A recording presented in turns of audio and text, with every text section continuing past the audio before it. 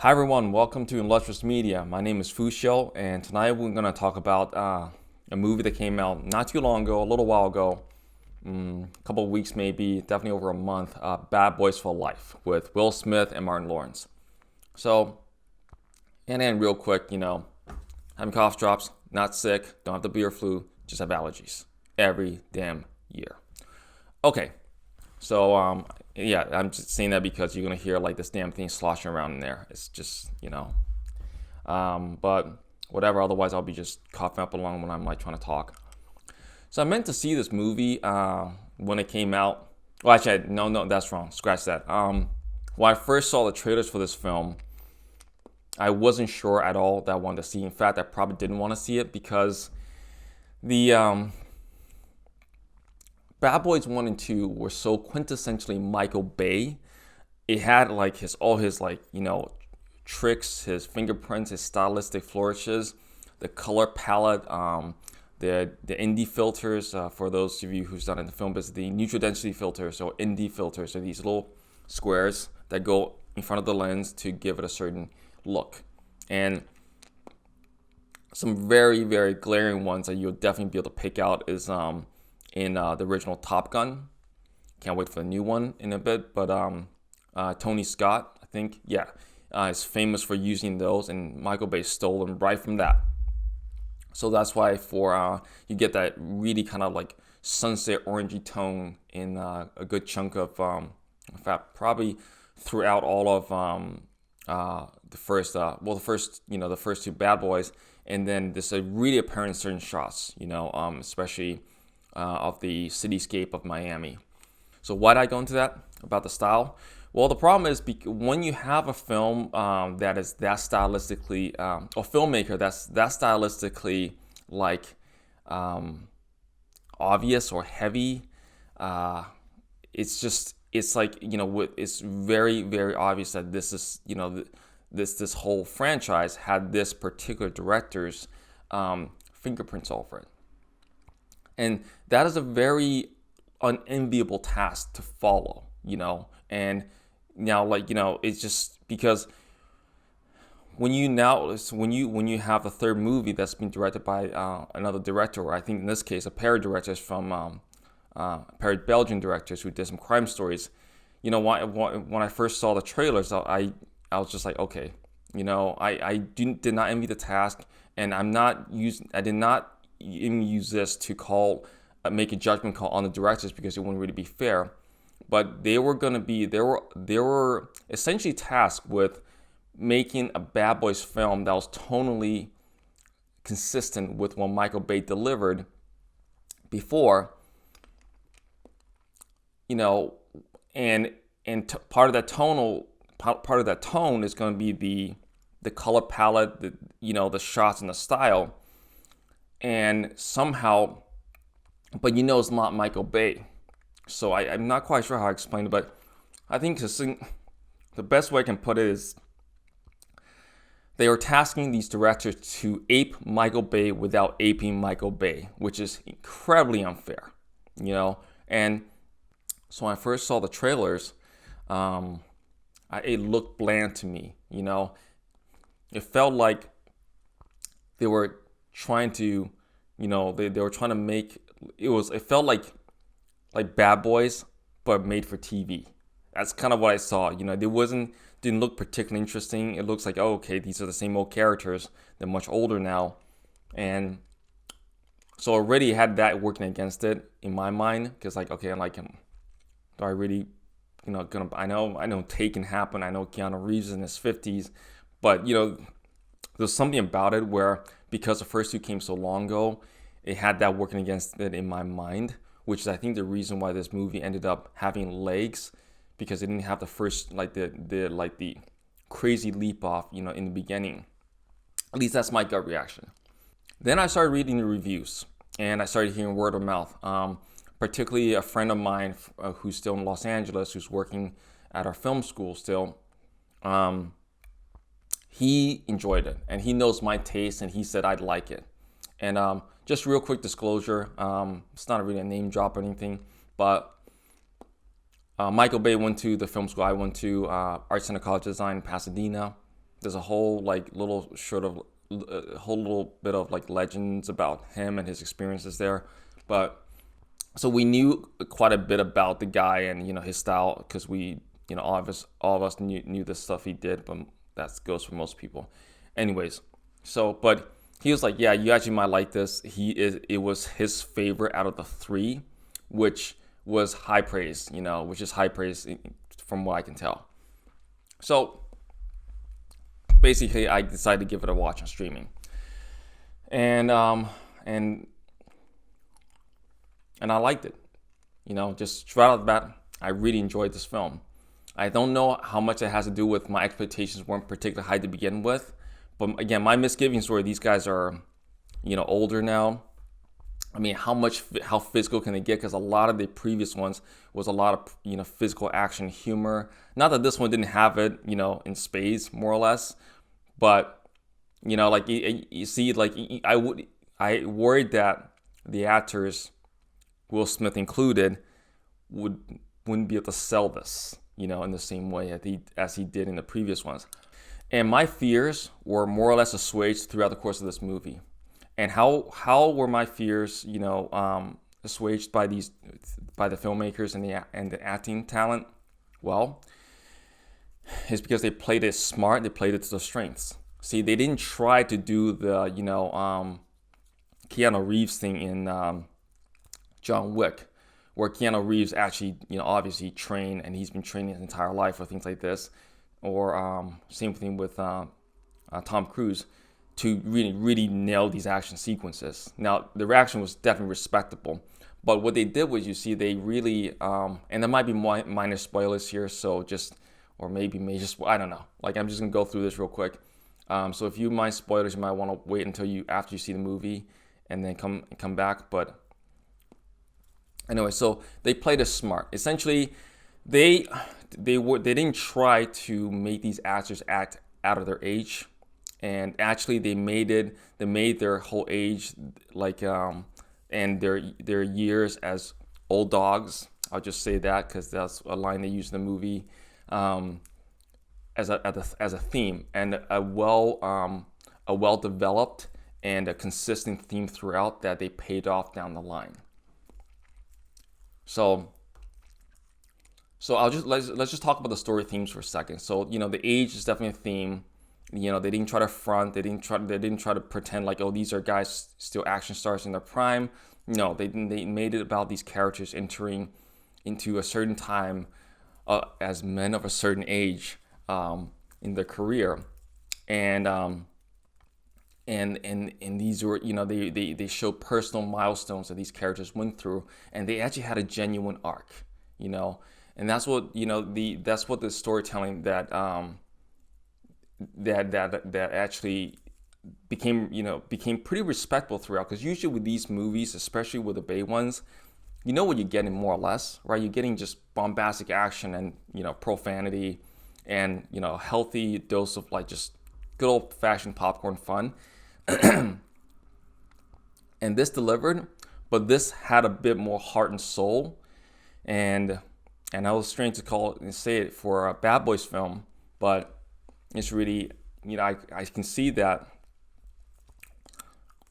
the script was written pretty competently and smartly for a movie, for the kind of movie that this is. It's actually a pretty good script, in terms of not being overly drawn out and long, but it was smart. It didn't, they really made a concerted effort to push an emotional arc while wrapping that arc, or rather wrapping around that arc all the accoutrements and all the pizzazz and the and the action and everything, the humor, and that you'd expect from a Bad Boys film. So in terms of the stylistic flares of this movie, and this is arguably where, as I said before, I was a little bit more concerned with, because Bay does a lot of these very kind of famous Bayisms, with his shots are always moving. He likes to do these low angle rising up, and the guys getting out of the cars, and all these things like hyper close ups, and then like to the point where the action image is just blurring. I mean, he pulls it off. Don't get me wrong. I'm not really criticizing Bay here, but you see, that's so signature and so unique to Michael Bay, that was a concern.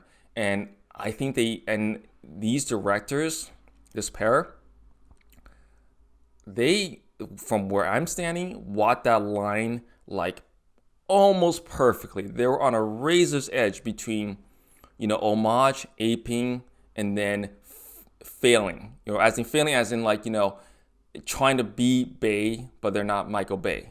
Okay. Again, these are, not fair expectations of levying on filmmakers per se, but that's kind of the nature of the beast when you're dealing with films that has such a signature look. So, and they were able to pull some like incredible shots that made it look very consistent with the previous films, but you can tell it was a Michael Bay, but that's not a bad thing, because what Bay was like, barely hanging on to the rails with the camera and the moves, and still hanging on. They were a little bit, they were a little bit more smooth. That's all I can say. So they didn't do as many, moves just arbitrarily. Some of the shots were definitely more grounded. There was this, in the ending sequence, in this like, shootout scene, they definitely pulled like a Bay move, but they did it in such a slick, and just innovative way. I'm trying to say, it didn't look out of place. It didn't look like they were trying too hard to be Michael Bay, and it was very much their own thing, while also, like not jarring you out of the film by doing something completely other different from what came before. So I hope that all makes sense, what I just said. I mean, it's just, I'm trying to find the best way to describe it. So all the technical aspects, visual aspects, the color palettes there, you got a lot of saturated colors. It definitely looks like a Bad Boys film. They definitely sell the Miami warmth, the glitz, the beach scene, the colors, awesome. So they delivered on that too. So now we're going to go into storytelling, character, and acting. Okay, and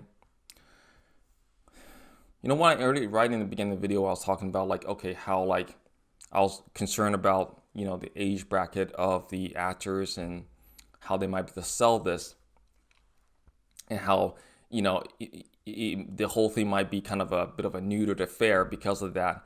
Well, they did something really smart.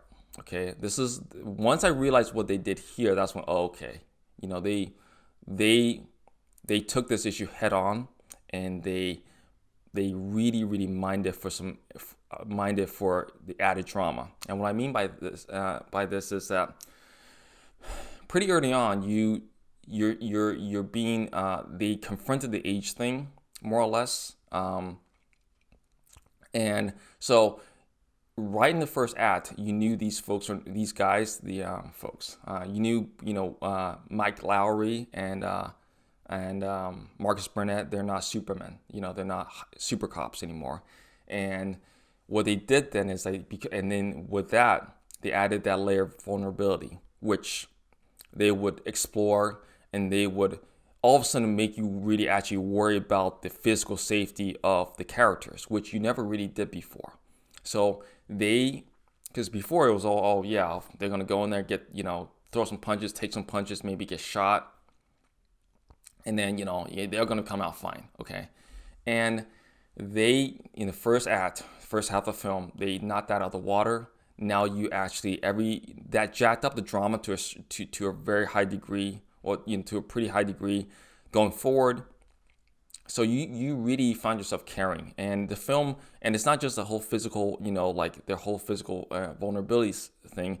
They also really explore the relationships between the characters more. They really made you care about the characters in a way that the previous films did not. Previous films, you were just happy to park your butt down, park your brain outside, and watch the movie and get, explosions, crude humor. And they do, it's a rated R film, so there's plenty of like just profanity to go around. but they don't overdo it like they did in the second one, which I didn't mind particularly. I wouldn't have minded if they did it in this one per se, because it's just the expectation's been set a certain way already. But none of it was overtly gratuitous. The profanity was not overtly gratuitous. The blood and gore and guts were not overtly gratuitous. It was really done in a considered effort to serve the story and the storytelling and the characters and the moments there. And again, they somehow made me care about the characters, okay?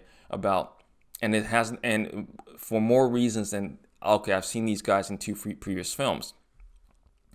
And there's a few certain fan service callbacks. Let's just say that they definitely paid attention to the kind of stuff people were reposting clips about the previous movies online.